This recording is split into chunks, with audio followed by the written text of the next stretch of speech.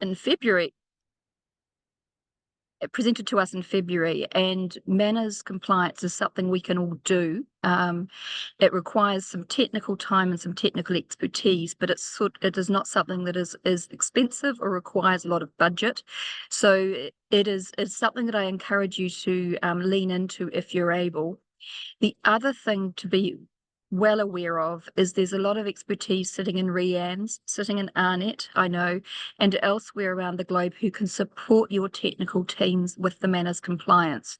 So don't feel as though you've got to do this alone. We are all here to support. So with that, I'm not going to take any more time. I'm going to hand over to Warrick from R&E, who is going to, I'll get you to introduce yourself, Warrick. You are a known entity around the NREN world, so I think many people on this call will know you already, and just talk us through the presentation. Thank you. No worries. Hi, everybody. I apologize that I come slightly injured. I damaged myself using a screwdriver of all things. So lesson learned, I should point and tell people what to do rather than trying to do it myself. But yes, I am here to talk to you guys about MANRS today, and I'm going to be sharing a slide deck, and I'll be able to send it around. There are some bits in it that are going to be technical, but I'm going to try and cover them off just so that you understand the tip of the iceberg, just so that you get the idea of what is needed, because as Amber said, you will require your teams to do a little bit of work, but it's not onerous work. And I think the important bit here is that every one of us can help uplift the global NREN. Sorry, someone's trying to call me. I should have turned my phone off before this. Sorry. Trying to uplift the global NREN security as well as our own security at an individual institution level. So with that, I'm just going to share my screen and make sure that you guys can see it. Can I just get someone to confirm they can see a MANRS screen? Awesome. All right, so first things first, while I turn my phone off, I'm just going to just start off with what is the agenda today. And I'm going to run through a few things. And if there are any questions, please do put them in the questionnaire. And if someone could let me know, I will stop and answer questions as we go. So the agenda today is what is MANRS? Can an NREN be MANRS compliant? Why is MANRS important? And what have we done so far? And what we need you to do. So I'm going to start with the most important thing. What is MANRS? MANRS stands for Mutually Agreed Norms for Routing Security. Basically, it was an initiative created back in 2014 by the Internet Society, and in with it was the idea of how do we deal with the most common routing threats to the global internet table. Now, the most common routing threats are hijack, malicious service providers doing things that they shouldn't by they deliberately are doing it, or it's a non-malicious attack in which someone makes a typo and accidentally reroutes your traffic based on their AS path and a few other bits and pieces. So in order to understand what MANRS was about, MANRS went, well, what are the things that we need to do to uplift our overall security? So with that in mind, we have the following 4 actions, as we call them. The actions are filtering, anti-spoofing, coordination, and global validation. Now, this is for a service provider. I would refrain to say that if you are doing this as an NREN, you would be considered a network operator in this regard. So this would be the 4 that you would need to comply with. Now, I will note that anti-spoofing is optional, and I'll explain as we go why that is. But we'll start with filtering. So filtering is around making sure that all of your routes that you propagate have correct routing information and are propagated appropriately, i.e. you're not propagating something that is actually not meant to be propagated onto the internet. For example, you could be talking about RFC 1918 addresses, so 192.168.0.0, for example.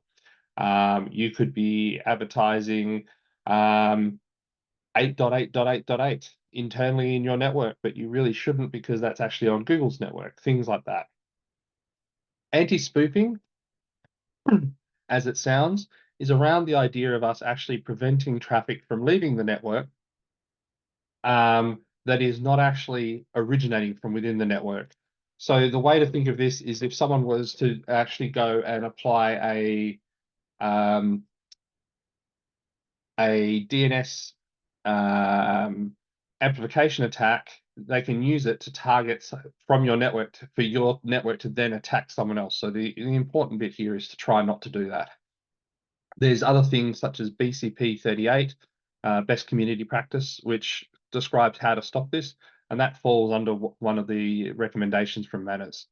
Coordination is around making sure that you actually have all of your details about yourself commonly available so that people know how to pick up the phone or how to email you or what's the best way to get hold of you to resolve a situation that's occurring on the net.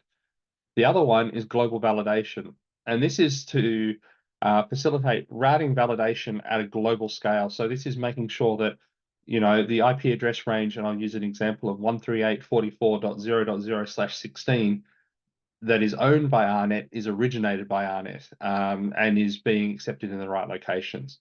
So these four actions make up the backbone of MANRS. And so there's a lot to dig into each of them. So I'm going to just break it down and give you some examples. So with that, filtering. A couple of things that we do see is for those of you who are not peered with nsrc.org, they do reports on the global NREN table and as well as the global internet table, and they look at things that are what is in the routing table that shouldn't be there. So in this particular case, I looked at this list yesterday and I went, okay, tell me all the bad origin ASN, so autonomous system numbers. So that's the bad AS on the left over here. And basically that defines that those ASNs are not listed as being actually valid ASNs, as in that they've been handed out via AppNIC, AARN, RIPE, NCC, LAENIC, AFRINIC, etc. Now, this could be for a couple of different reasons. One reason could be that they have fallen out of touch because their records for the ownership of those ASNs were to people rather than to a department or a mailing list or a mailbox that is used by your company. And so if some of your staff have left, it's possible that some of the contact information is now incorrect, which then leads into the next conversation that we'll have in a moment about making sure that your contact details are up to date. So you can see here that these three ASNs could legitimately be valid ASNs. However, we don't know that they're truly valid because they've been marked as unallocated according to the routing internet registries.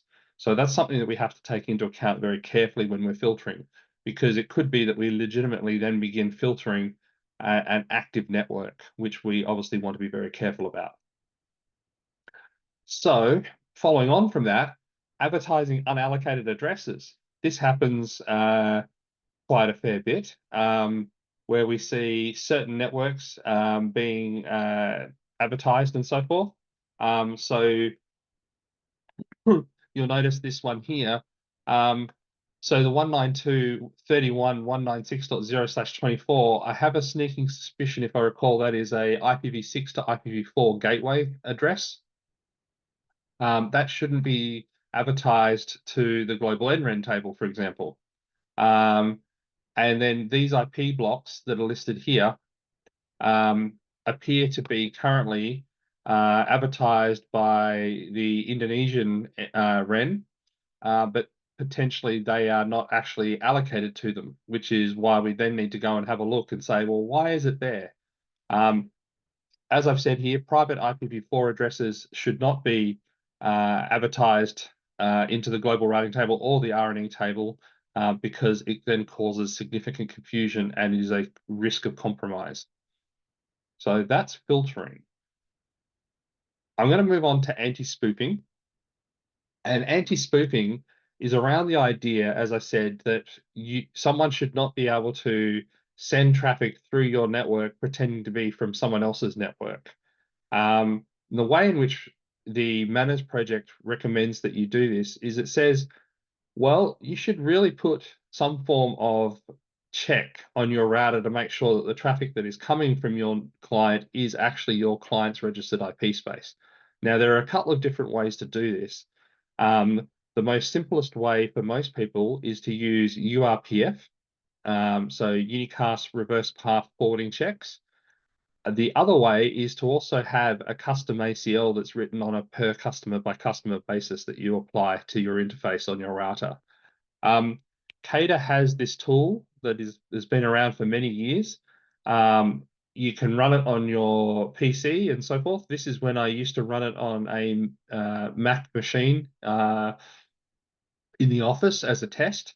And you can see here that it was trying to test my IP address in the office to try and reach outbound, and it was getting confirmed that it was outbound blocked, both at a IPv6 and an IPv4 level, and therefore that was a good thing. So that's a tool that you can use today. However, because this is very hard to test for, you need to run this particular piece of software behind your network to be able to validate it. We can't make it a mandatory. We recommend it strongly, but we can't make it a mandatory. But that's just something for you to be aware of. Then there's the coordination action, which I talked about earlier. And so coordination is about who do we actually reach out to and who is the right person to contact. Now, there's a couple of different ways in which you can do this. The main one, obviously, is to firstly have an incident response team reference in your whois data and actually say, well, who do you contact? And the short answer here is if you look at AARNet in this particular case, it says contact abuse@arnet.edu.au. This gets validated on a regular basis to see that it's working. And what happens is inside of, oops, sorry, my apologies.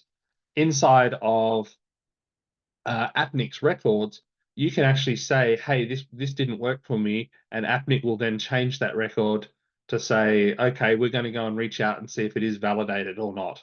And so AppNic does do regular checks to make sure that that is a valid address. So you can see when I did this presentation for this particular part, I did this back a few years ago. It was validated back then, and if you do it now, it's still valid today. So you need to make sure that your whois information is correct. The other thing that you need to do is to go and register yourself in PeeringDB. PeeringDB has a wealth of information in it, and it's all driven via API, which allows us to then generate a bunch of filters and processes and so forth. So I highly recommend that you go and fill in peeringdb.com with your routing entries. Now, the final one that I talked about was validation in terms of actions. Now, this is where it gets very tricky, and there are a couple of different ways to do it. One is you can create an IRR entry in a source such as RADDB or AppNic or AARN or RIPE-NCC and so forth. In this particular case, the example that I'm showing actually was a legitimate sample that was deployed by a colleague at Vocus in 2022. And he did this as a test to see whether or not it would be accepted. The answer was it was. The problem being is it showed that the data inside of RADDB can't be trusted. It's not verifiable.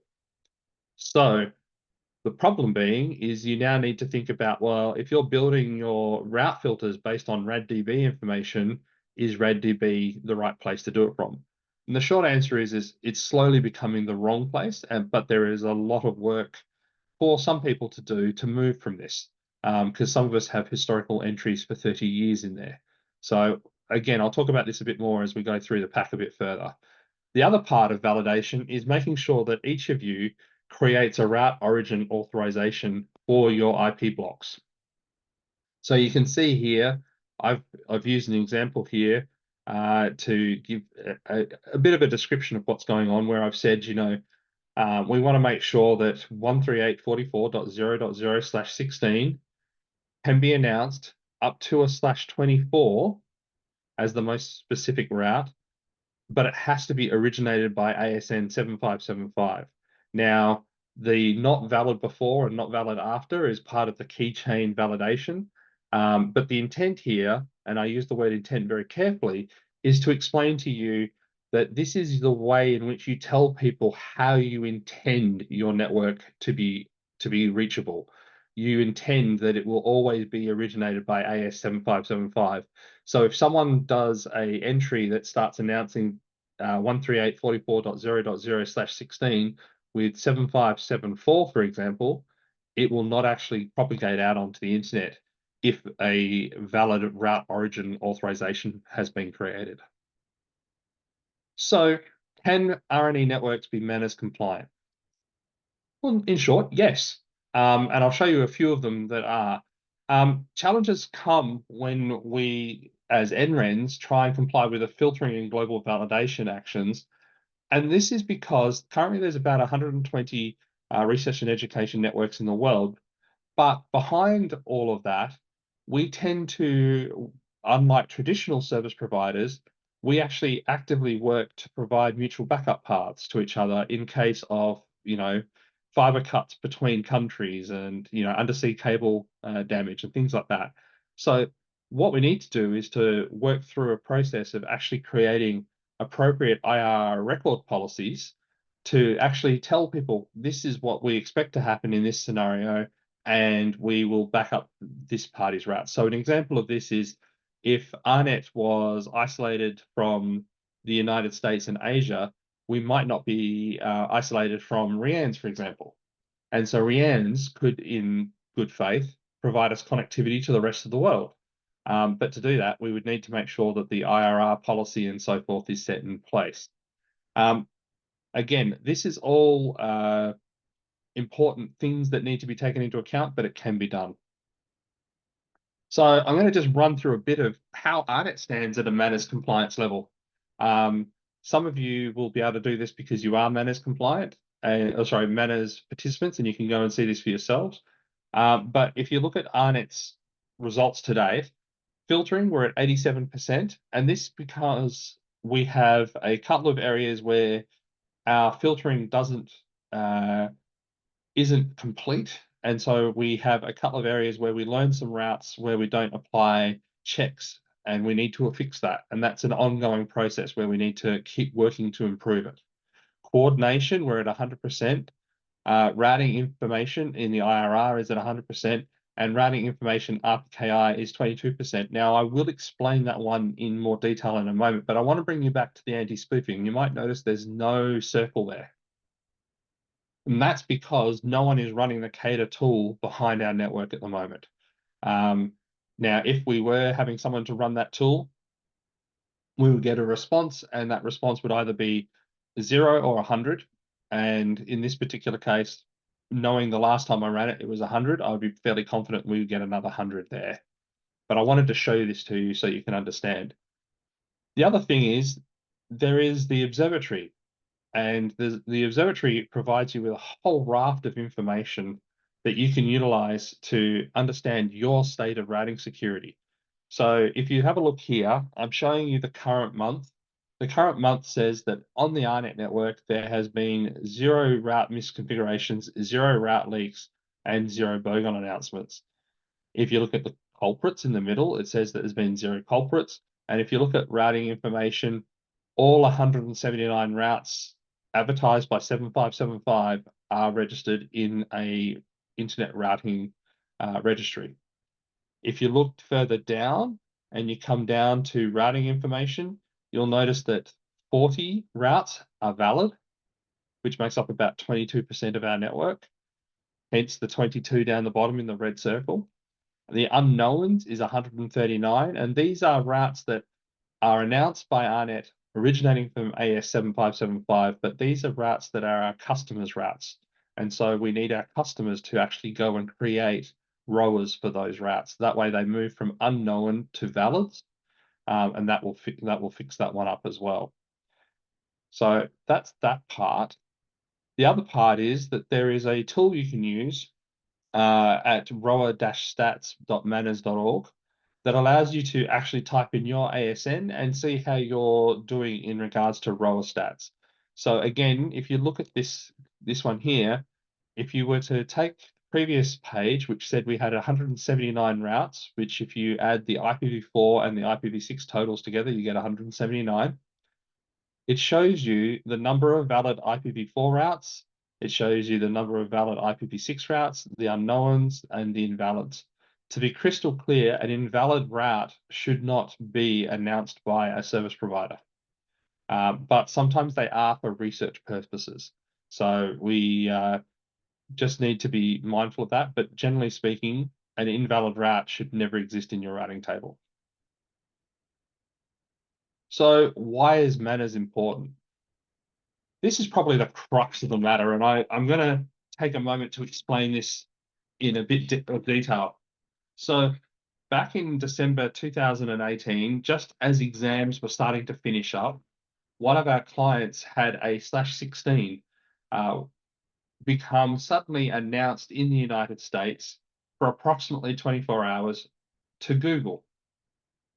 Now, in the case of this, the reason the customer found out is that the customer couldn't access Google Drive, no YouTube, no search, no Drive. So their students were on campus and unable to actually, look for valid research material via Google search, or they couldn't watch cat videos via YouTube. But all other traffic was working, which was really strange. And so what we found is REANNet was advertising the customer's /16 from the customer's ASN. And so that was all fine and dandy. But in the case of this particular entity in the United States, they were announcing that /16 on a direct connection to Google, and Google chose to follow it because it was the shortest ASN path. So if you understand BGP, the longer the AS path, the less likely it is to be chosen. And in this particular case, REANNet was 2 ASNs, and in this particular place in the United States, they were 1 ASN away from Google, so they won the traffic. So the problem being, though, is how did we work it out? So we were watching our NetFlow data and seeing that customer data was definitely going to Google, and we were definitely seeing Google traffic returning for every other customer, just not this customer. So we then spent a bit of time and we reached out to a team at Google called the Network Surveillance Team, NST, and I wrote them an email, and about 6 hours in, I got an email back saying, yes, we're seeing your route is actually preferred via our network via this US entity. When I contacted them a bit further about it, I asked, could they stop accepting that route? And they said, you need to tell your client to stop advertising it in the US, in which case I then had to explain our customer wasn't advertising it to the US carrier, and the US carrier was actually, in fact, illegally carrying the data. So long story short is once I had an idea of who was announcing it to Google, I was able to then actually get in touch with the ISP and actually ask them to cease announcing the route. Because Google internally said, yes, they could filter the routes, but it's going to take 12 to 24 hours before they could put it into effect. So I reached out to the ISP in the United States and I asked them to please cease announcing the route, which they did. And that restored the connectivity to our client to Google, and everything began working as expected. I did, however, 6 hours later, hear from Google saying that they put a filter in to stop it from happening from their side again. So that's a really important reason why manners is really important for us to look at, because it allows us to help protect ourselves from people doing this sort of thing. And in this particular case, this was not malicious, but it could have been malicious. So the other thing that I want to point out is some of you may or may not be aware, but there are ongoing IPv4 and IPv6 hijack attempts constantly in the internet. Each year, there's a few thousand entries a year that are, attempts, and a majority of them do succeed. But this website, bgpwatch.cgtf.net, really does allow you to go and look at them and get a greater idea of where they come from and what's happening. But it is a constant barrage of BGP attempts. So how many people are participating in manners? Well, right now in manners, we currently have, as of the end of last year, We currently have 1,073 participants. 195 joined in 2023. You can see that of those, 905 are network operators. There's IXPs, so internet exchange points, CDN cloud providers. So think of your Facebooks, your Googles, your Akamai's, those types. And then there are 6 vendor equipment vendors as well. And as I said, this is what the Manners Observatory looks like when you're not logged in. This is just showing the global trend. It gives you an idea of where the global trend sits from a filtering perspective. So you can look at filtering, you can look at anti-spoofing, coordination, routing information, etc. I see someone has asked a question. They will just. Yes, there is a. So when you go to become a Manners member,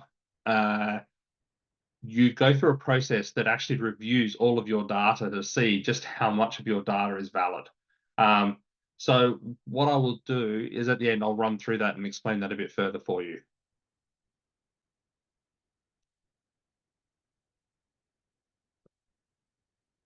So what have we done so far?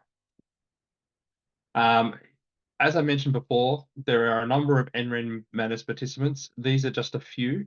I worked out over the last couple of years, there's over 78 participants from the research and education environment.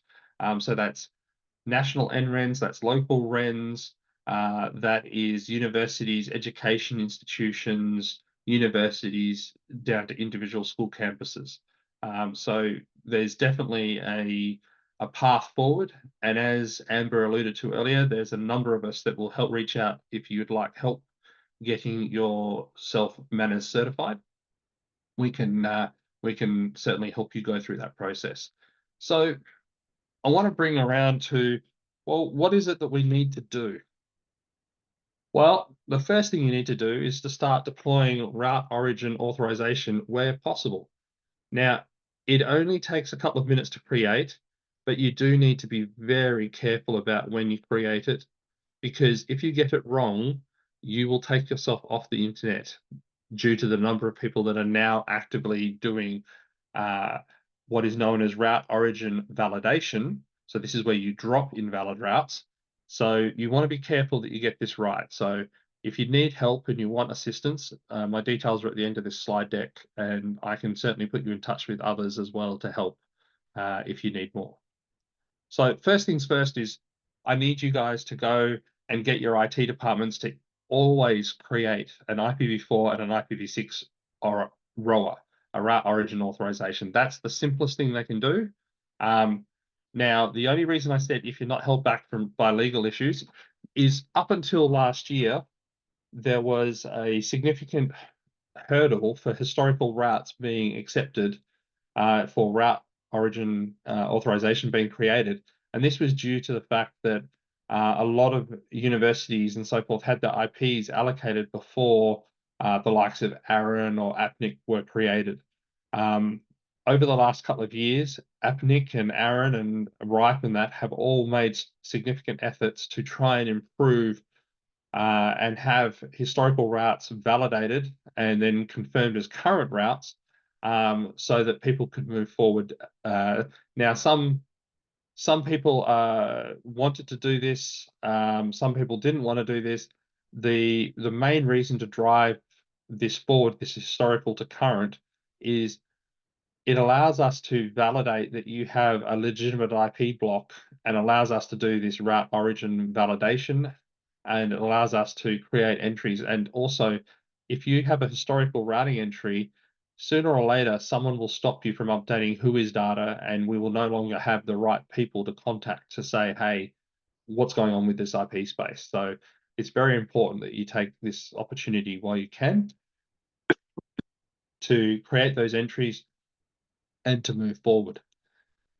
Why? I'll just explain the valid, invalid, and unknown. So a route is received from your BGP neighbor, and it goes, does this route have a route origin authorization tag in the global system? And the answer is no, then the route is treated as unknown, meaning it doesn't know if it's valid or invalid. Then, if it does have a ROA, and so it fits the ROA defined parameters, it says, okay, if it fits the defined parameters, then mark the route as valid. If the route doesn't fit the defined parameters by the entry that was created before, mark the route as invalid, and there you should actually you should stop and refuse to learn that network. A majority of tier 1 providers throughout the world now do this. It's becoming more and more a case of it's already happening, but you should take a look at it and actually make sure that you're protecting yourself and your customers. I will make one note, which is please do enable route object validation, or sorry, route origin validation on ingress BGP sessions, but don't try and do it on egress sessions. Not all the network vendors support it yet, and it can cause problems for your network. So if you need more information, just ask me. The other thing that we need to do is we need to start creating route sets within authenticated IRRs, so internet routing registries. That's AARNet, AARN, AFRINIC, LANIC, and REANNZ. Now, the reason for this is that these are the custodians for all the IP addressing information, so IPv4, IPv6, and ASNs. Again, I mentioned that if you have a historical record, what I'm talking about will have an impact on you. But by putting your information in an authenticatable system, unlike the RADDB, no one can actually create an entry for 0.0.0.0/0 or for any route they don't actually own. This is really important because you don't want people creating entries in that system, and then it potentially allows people to potentially announce your routes and potentially hijack them, but B, it also means that they might turn around and create entries that cause your filters to blow out. So there's some significant reasons that you need to take into account. As I mentioned down here, 99% of R&E records have routes, I should say, have IRR records. However, only 41% of them have authenticated IRR records. This is something that Steve Wallace identified from Internet 2, and is something that we need to work on as a global group. Now, recently, there was a discussion at a Internet Exchange Peering Point conference that all exchange points should start requesting or requiring that they will only accept routes from an authenticated IRR policy service. So from an APNIC entry, from an AARN entry, from an AFRINIC, from an LANIC, from a REANNZ. Now, if this goes through, which it looks like it will, this would mean that if you're trying to announce your routes to a peering point that has this applied, you may find that you no longer have access to certain parts of the internet because they will not announce your routes if you haven't created them in the entries that I mentioned before. So this is something that I really strongly recommend people start paying attention to. There is a significant push towards this.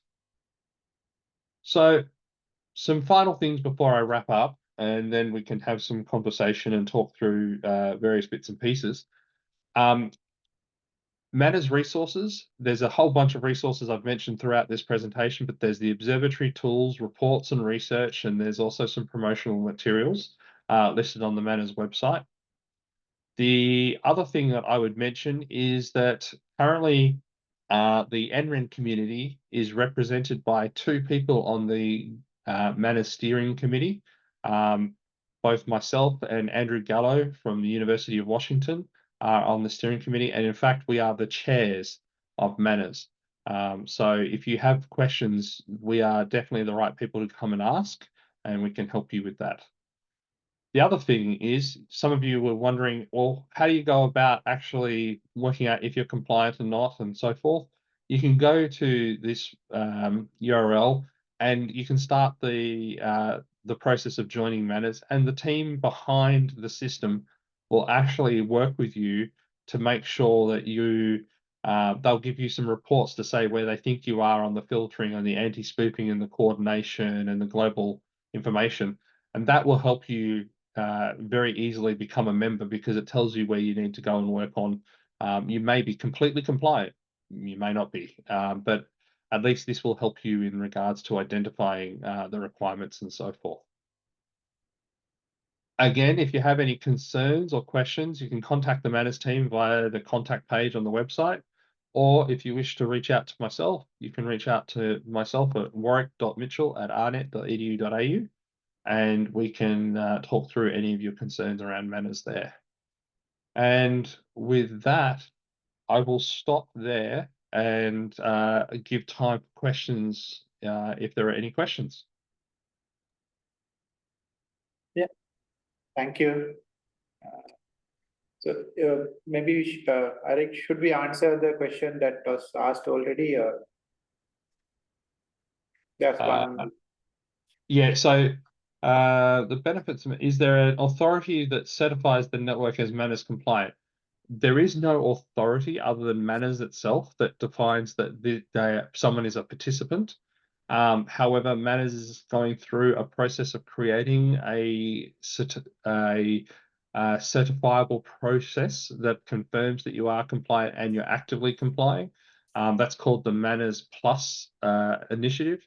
It's currently worked on by a number of people around the world. If you're interested, drop me an email. I can put you in touch with the team and you can join in the working groups and you can hear more about it, but it's not yet a valid option, just the Manners participation at this point. Other participants, if you have any questions, please raise your hand. I can allow you to talk.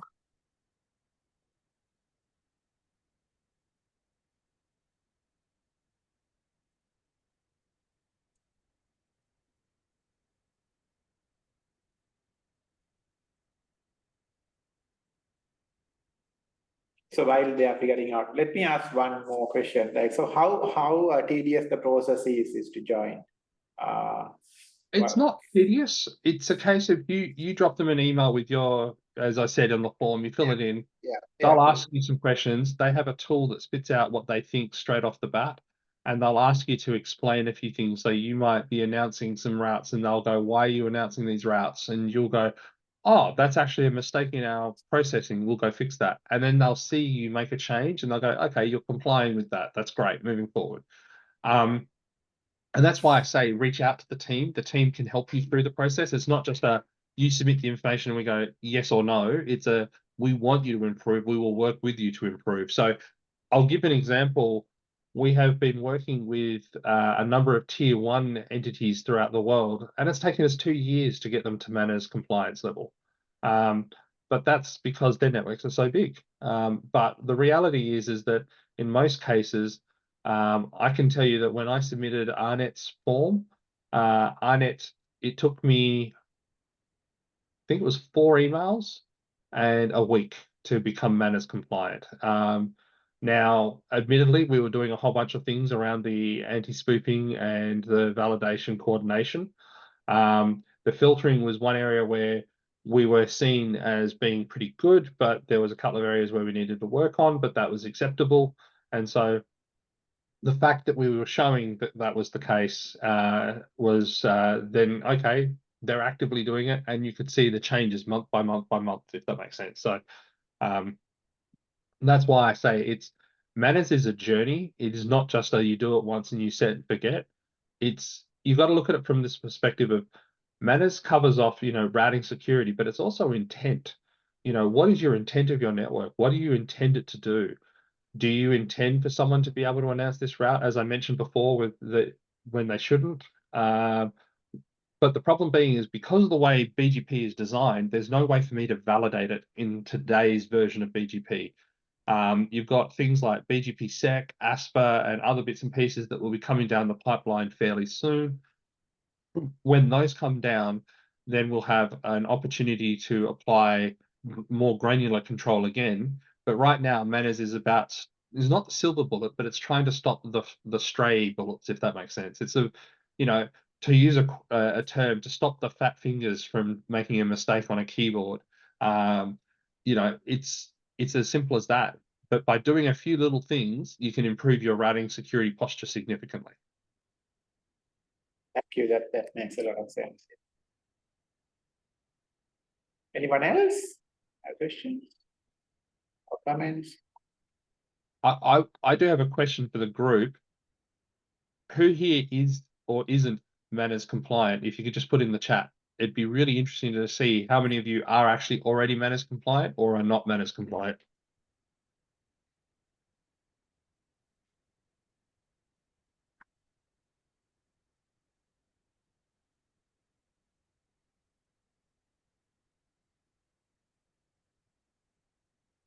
I may have put them all to sleep. Hopefully not.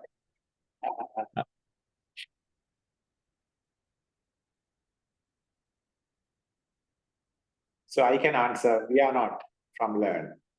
I'm from Learn Sri Lanka and others. Okay, so I've got a question that came in from BDREANNZ saying, my technical team says they're compliant, but I can't test. That's great. If you think you are technically compliant by your technical team, a really easy way to test is to go and fill in that join page and get the results back and go, yes. And they'll either say, yeah, you are, or no, you're not, from their viewpoint. Now, as I said, one of the things to really take away is they're here to help you. They're not here to stop you. They actively want you to become a member. So, Mohammed, I would definitely say, reach out to me and I can put you in touch with some people and they can help you confirm and test that you are indeed actually compliant, and that's a very easy win.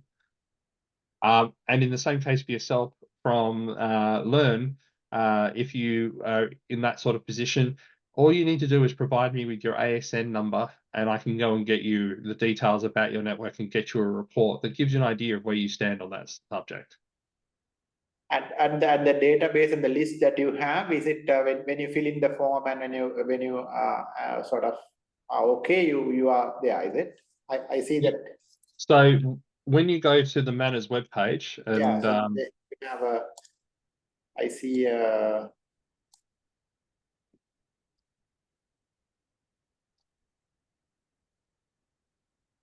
I'll just 2 seconds and I'll just checking the, you gave a link where we can just put in a number and check.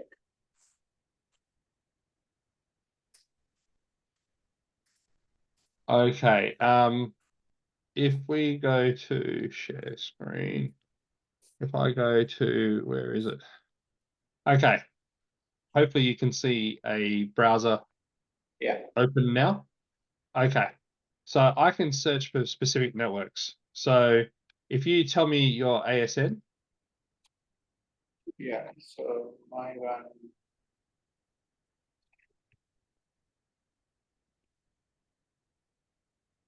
38229. 38229. So I can apply that filter and I can remove my filter. And you can see here, this is your information. So it says, according to the MANRS table, your filtering is 100% correct. Your coordination, your routing information, and your RPKI is 100% correct because you've got 9 routes and they're all valid. So that's a very simple test that I can show you and run through. In fact, maybe Mohammed, if you could give me your ASN as the comment, I will be able to look it up for you right now.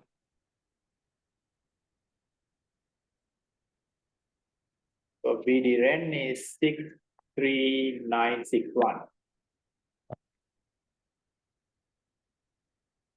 63961.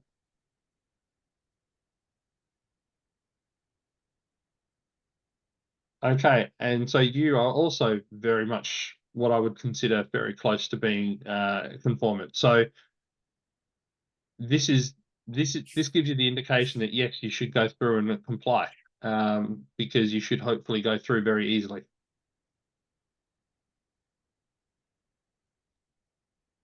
Does that help people? Yeah, definitely. Yeah, so that's good. That's good. It's easier that way. So, But yeah, I just call out that you have to make the effort like you have with what you've shown so far to create the entries for rowers, and the next thing obviously will be route sets, as I mentioned before. And once you've done those, you can do updates and so forth. So for example, if I do, what was your AS number again? Sorry for learn. 38229.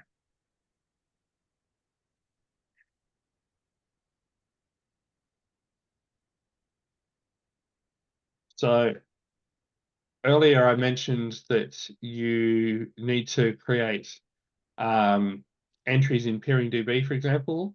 In here, you don't have one. If I AS38229,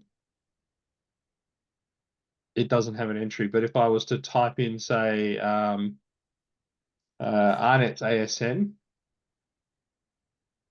Right. there's an entry that tells you a whole bunch of information that allows you to do a bunch of route filtering. And this is why I call up PeeringDB. You should all have entries for. Right. But that would be a 2-minute job to create and enter, and you're compliant. You know, that's relatively simple. Yeah, this helps. It's easier for us to get it done.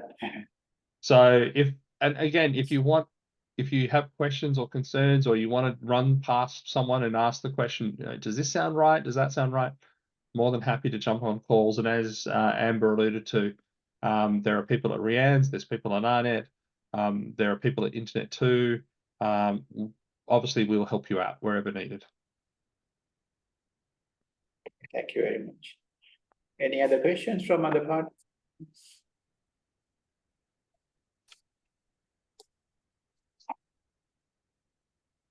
Yeah. Looks all good for now. And so let me let's wind up, and let me take this opportunity to thank Warrick, Michelle, for the interesting presentation, a very useful one actually, so that now we know where to start, and looks like it's a few steps further, and we'll get it done. And thank you very much, and thank you all the participants for joining, and we'll keep in touch.